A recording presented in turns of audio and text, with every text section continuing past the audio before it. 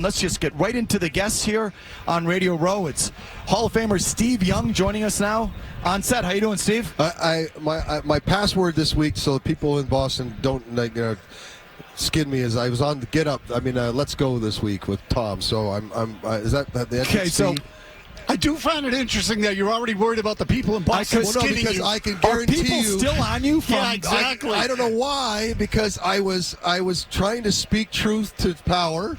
And everyone. I don't know. I have this visceral memory of being in the mix with everything that's been going on in Boston. But always it's an appreciation, because what we did in 1980 to 2000, the 49ers, was taken the next generation and improved on by the Patriots and done for another 20 years, right? And so in that way, I feel very resonant in its from 30,000 feet about what the Patriots were able to do. It's like, wow. And I could really appreciate it in the way that only maybe people, the 49ers in those eras can appreciate. But the thing you refer was that with you and Trent Dilfer before the Monday night game? That was Trent. On you for? No, I don't even remember. Did you not believe in the ideal gas law? Right, exactly. What could have been that? I'm having a hard time remembering what people pitched about. I can't remember, but I knew there was something, so I just want to make sure that we're all friends.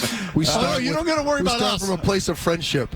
Steve, well, so, you referenced that, and a big thing that I'm big on, and it is germane to the Patriots and a lot of teams, is the quarterback transition thing.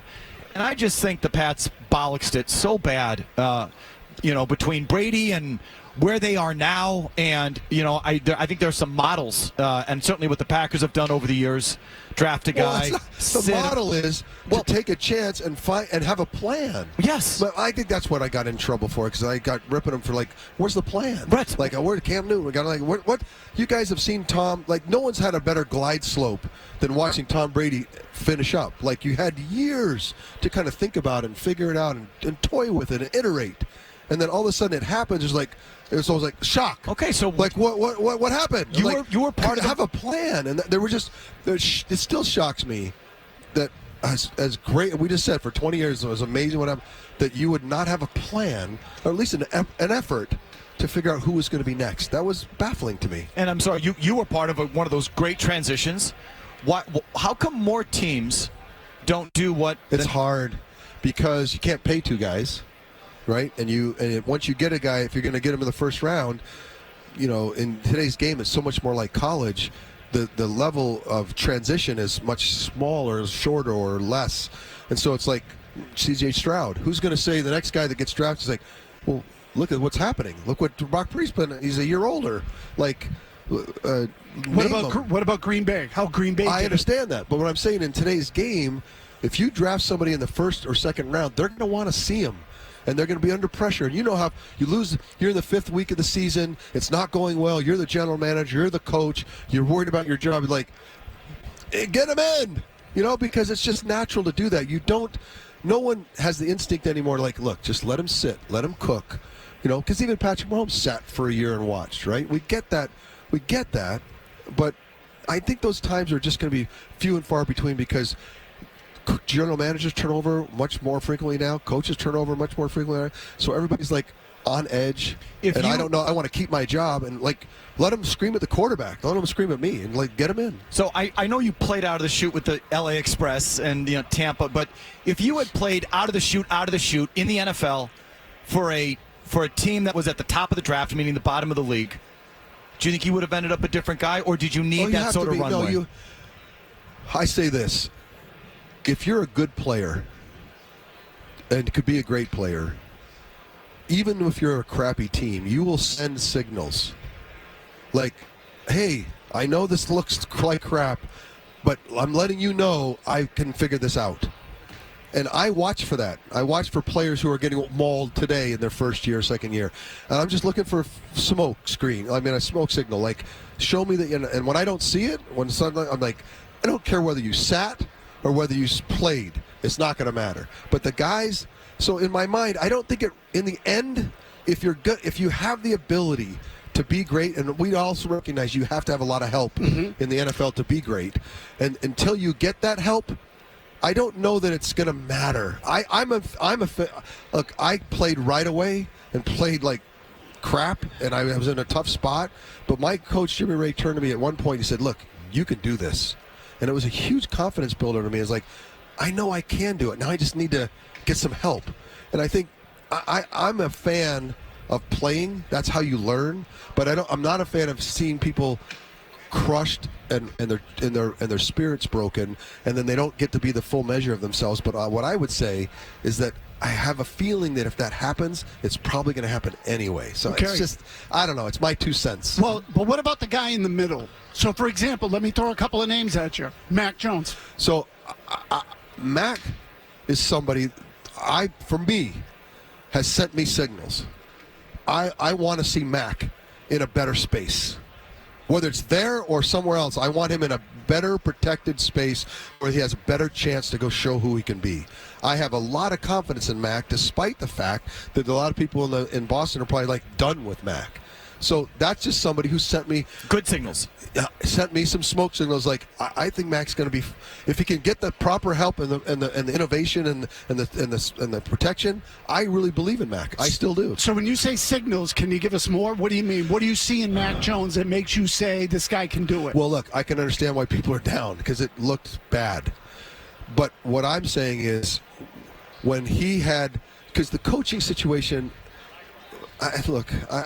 What can I say? When you take a defensive coach and throw him in and make him the quarterback and have him call plays, and it's not right. Embarrassing. It's not right.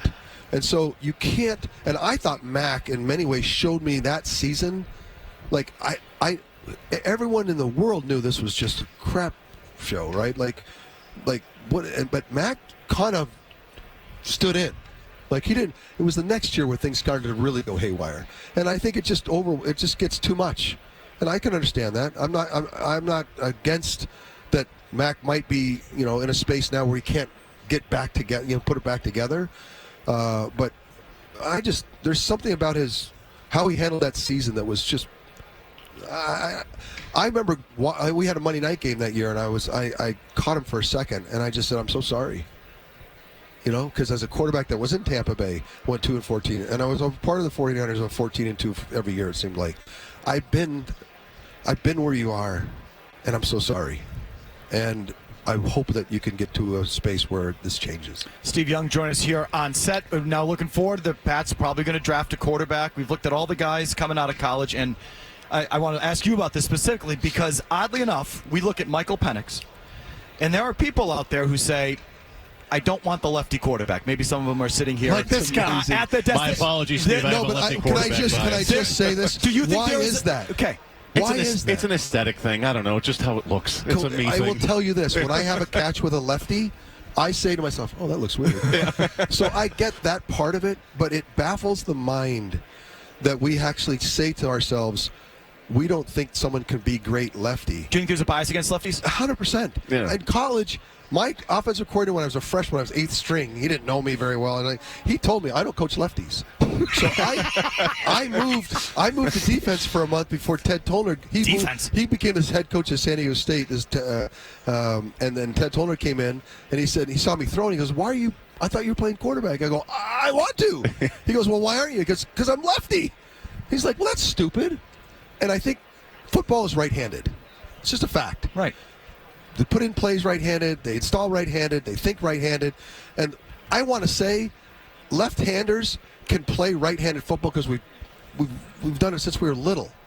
But we can also play left-handed football. And that screws defenses up just for a fraction of a moment.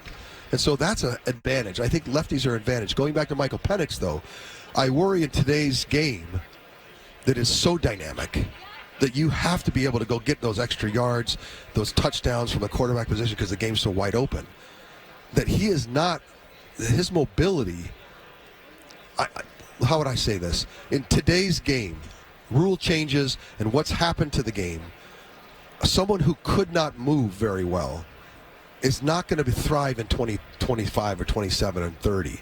It's going to be harder. You can thrive. You can be a championship quarterback. I'm not saying you can't. It's just you're not an oddity now. You're not the prototype, and it's going to be harder for you to do that. So his bigger issue is mobility, not his handedness. No, who cares? Honestly, who cares? I'm going to scratch my eyeballs out for people who actually truly believe it. If you're going to say aesthetically it bugs me, you're like, that's fine. You can say what you want. But to actually hold someone back because they're lefty, there's something wrong There's something super wrong with that. And quickly, when you say football's right hand, the left tackle's a pass protector. The right tackle's more of a run player. The tight end's usually on the right side. You power right. Like that's what you mean by right-handed. We can play right-handed football. It's okay. Lefties can play right-handed football. We've been trained to do that. But you come out left. Every linebacker knows that if someone heads to my right, that's unusual, right? But all of a sudden someone runs to my right and they're freaking screaming out there fast and on the run and throwing ropes. Well, I got to make that adjustment. So to me, lefties are, and I know, look, I'm lefty, I get that, but it's an advantage. I felt the advantage. I played with that advantage, and you should be ashamed. No, but I'm trying to win you over. No, I got you. The problem is there's not many, so that becomes a problem. So but you and Michael Vick were the exceptions. Because we got 7 in the last 20 years, and so what happens is it's easily to now say, what does that 7 represent to me? And now I can tell all lefties are these compilation of these 7 guys, and that's just not enough sample size. So I think just let it. Please don't hold Michael back because he's lefty. All right, hold him back because of his mobility. Steve, before we let you go, Steve Young join us here. He's got some words for Dove. But first, real quick, your thoughts on what has happened to Bill Belichick and where he might be going. Are you surprised he doesn't have a job? Is it deserving that he doesn't have a job on some level? Today's game is wide open. It's an offensive game. Defenses are put under such incredible pressure. You cannot. He led the last team that was a defensive-minded. We could go shut anybody out. We can go grind out a Super Bowl, but you just can't do that anymore. These big, strong quarterbacks, they run the league, and so he's not. Don't get me wrong. It's just that a defensive-minded. It doesn't run the game anymore. You want an offensive head coach. I think that's what runs the game, and so. I'm not saying anything against anybody. I'm saying what the facts are on the ground. Today's game is innovative offensive minds are running the game. We need one of those. And then we have one of the greatest coaches of all time, who's a defensive-minded coach who's got to take a ton of you don't just hire him. Like you have to build around. Like, what are you going to do? And I think it's just for today's game, it's not as easy as people are like, why is he hired? I think it's actually more difficult in today's game than you think it would be. Can I give you 2 rapid fire that you can answer in 10 seconds? I love it. Is Michael Penix a first-round talent? Feels like arm talent, yes. I worry because I told you got to go get those first downs. If you tell me that Michael can go get those first downs, those touchdowns with his legs, and can do that for a generation, I'm in. Okay, and when you talk about smoke signals from a quarterback, do you see him in Justin Fields? I say yes, because Justin is trying.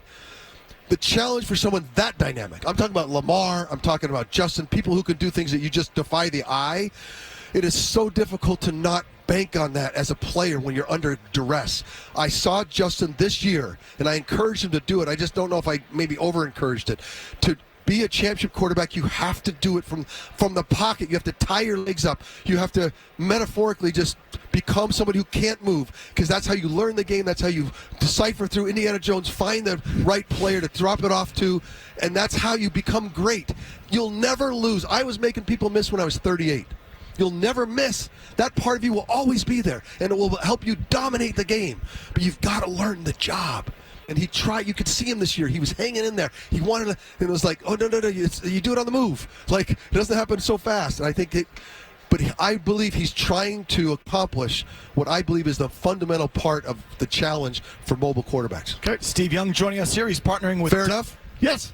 Okay. He's partnering with Dove on their mission to make sports a place where all girls can thrive and feel like they belong through the Body Confident Sport program. You want to pick it up from here? Yeah, Body Confident Sports. This is Dove. They've got they've got the data that says that girls in America, half the girls in America who turn 14 turn away from sports because of how they feel about their bodies, how they feel about in their skin. And they've developed a science-based program for coaches to give language to girls, to give them the right feedback in the sense that you can still play the game, play the games you love. The reason I'm here is because they saw me coach flag football with my girls in high school this year in California. It's the first time. Is it in Massachusetts? Yeah, well, they're starting around the country. Correct. And so it's the first time in California, flag football, the girls came out the first day. They're like, we want to play. What do you do? And we taught them the game, and in 2 months, they had everything down. They realized it's choreography. Football's choreography. And by the end, my girls were like, this is my favorite sport. They played every sport. Like, let me just play flag football. It's all I want to do. So that response to me is like, I want to empower girls to go. That's in the Olympics in 2028. Please don't leave your sport especially for these body, kind of wellness issues. Like, play the sport. And then Dubs jumped in. They called me and said, "Do you want to go proselyte this for us?" I'm like, "I lived it this fall. Yes, I would love to go help you." So that's the effort. You want to say it again? The hashtag is Keep Her Confident on Twitter. It's the Body Confident Sport Program with Dove and Steve Young. Girls flag football will be the top girls sport over gymnastics in 10 years. And if you're lefty, you can play quarterback. Come on. Please help me. I can't believe it. I love that you owned it. Yeah. All the progress we've made. But it does. I say society. It looks weird.